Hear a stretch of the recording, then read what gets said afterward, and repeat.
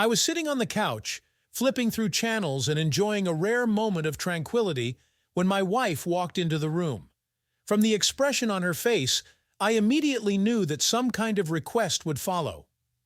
"Honey, I have a favor to ask," she began, sitting down beside me. "Here we go," I thought, mentally saying goodbye to my lazy weekend. "So here's the thing. Mom bought a new smartphone, but she can't figure it out. Could you go over to her place and help?" I nearly groaned out loud. My mother-in-law, Barbara, was the sweetest woman, but she understood technology about as well as I understood quantum physics. "Darling, can't you go yourself?" I made a feeble attempt to wriggle out of it. "You know I'll be busy at work all day." My wife put on a pleading face. "Please go. You're so smart and patient." Well, she brought out the heavy artillery. Flattery. Nothing to be done. I'd have to go. Okay, I sighed. "I'll go and help as much as I can." My wife beamed and pecked me on the cheek. "Thank you, honey. You're the best son-in-law in the world." "Yeah, especially when you need to teach your mother-in-law how to use a smartphone," I mentally quipped, but only smiled outwardly. On the way to Barbara's, I tried to mentally prepare myself for the difficult task. Okay, the main thing is to be patient, and not to get irritated if she asks the same thing for the 100th time. After all, I'm a loving son-in-law. I'm supposed to be lenient, right? Barbara greeted me with open arms and the standard, "Who's come to visit us, my favorite son-in-law himself?" I smiled politely, offering my cheek for a kiss. I have to give her credit. My mother-in-law looked great. Slim, fit. You wouldn't even say she was well over 60. "Well, are you going to show me your new electronic friend?" I joked, nodding at the smartphone in her hands. Barbara laughed and handed me the device, and off we went. "Okay, look, this is the power button." I tried to speak calmly and kindly. "You press it and wait for the phone to load." "And how long do I wait?" Barbara asked impatiently. "It used to be you pick up the phone and you're ready to go." It used to be that dinosaurs walk the earth, I thought.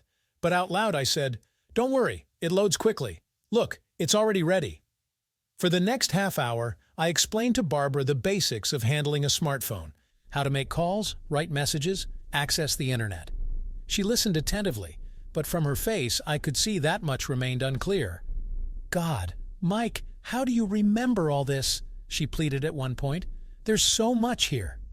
"Well, at least I was born in the age of computers, not at the dawn of the telegraph," I quipped mentally, but out loud I answered, "Don't worry, Barbara, everything will become clear in time.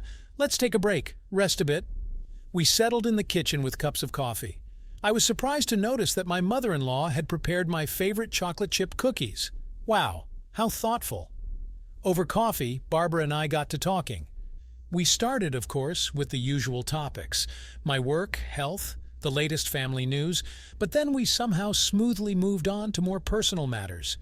"You know, Mike, I've always dreamed of traveling," Barbara suddenly confessed, "but somehow I kept putting it off, thinking I still had time, and now my health isn't what it used to be, and it's a bit scary to go alone." "It's never too late to make dreams come true," I objected fervently, "especially now there are so many opportunities, group tours, cruises. You should definitely go somewhere. You'll love it." Barbara's eyes lit up. "Really? Oh, Mike, it's not for nothing that my daughter married you. You're such an optimist. You make me want to dream at any age." I was embarrassed by the compliment. But at the same time, I felt that the atmosphere between us had changed. It had become more friendly, more trusting. "Would you like me to show you some cool travel apps on your new smartphone?" I suggested, returning to our lessons. "You can book hotels, buy tickets, look at routes." "Oh, great," Barbara beamed. "Show me quickly." We went back to the living room and sat side by side on the couch. I started showing my mother-in-law various apps, touching her hand as I passed the smartphone. These touches sent pleasant sparks through my body, but I tried not to pay attention to them. The next couple of hours flew by. I showed Barbara various features and apps. She listened attentively and even started to remember some things. True, we periodically got distracted by conversations. It turned out that my mother-in-law and I had a lot in common in terms of tastes and interests. At some point, I caught myself not touching her hand so innocently when passing the smartphone.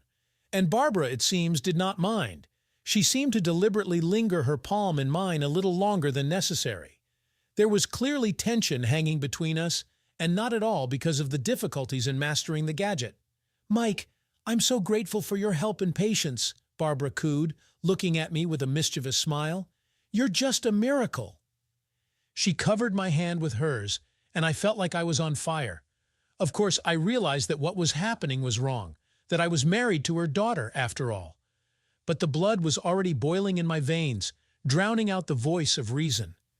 "You have nothing to thank me for," I said hoarsely, leaning a little closer. "I'm always happy to help you." Our faces were so close that I could feel her hot breath on my skin. Another moment, and our lips touched in a kiss, at first tender, then more and more passionate.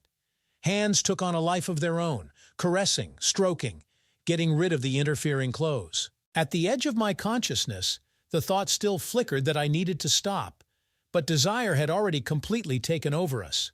Barbara fell back on the couch, pulling me with her, and then we no longer thought, only felt the heat of our bodies. I don't even remember how much time we spent intertwining our bodies. Maybe an hour, or maybe a whole eternity. When we finally came to our senses, dusk was already gathering outside the window. Reality crashed down suddenly. Here I am, lying on the couch, in the arms of my own mother-in-law. Completely naked, by the way. And judging by the sensations, absolutely satisfied. Catching Barbara's gaze, I realized that she was thinking the same thing. "Well, that's some phone help," she grinned, breaking the silence. "Unexpected, huh?" I laughed nervously. Barbara suddenly stroked my cheek with unexpected tenderness. "Do you regret what happened?"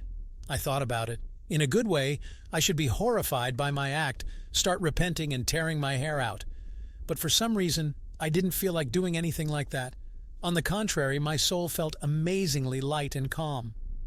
No, I don't regret it," I answered sincerely. "Do you?"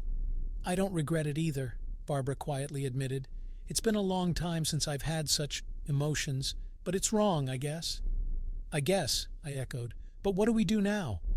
"Live on," she said simply. "What happened will stay between us, without unnecessary worries, hysterics, and fears." I nodded in agreement. Indeed, what else was there to do? Destroy the family? Torment myself with guilt? I don't think that would make anyone better off. "Agreed. We live as we lived, but sometimes we meet," I summed up. "Sometimes," Barbara confirmed with a smile. "And in my opinion, this is a great incentive to finally master video calls on a smartphone." We laughed, diffusing the atmosphere. "Well, it seems that from now on, my mother-in-law and I have a common secret, and some pleasant prospects ahead. In any case, it definitely won't be boring. And life, it goes on.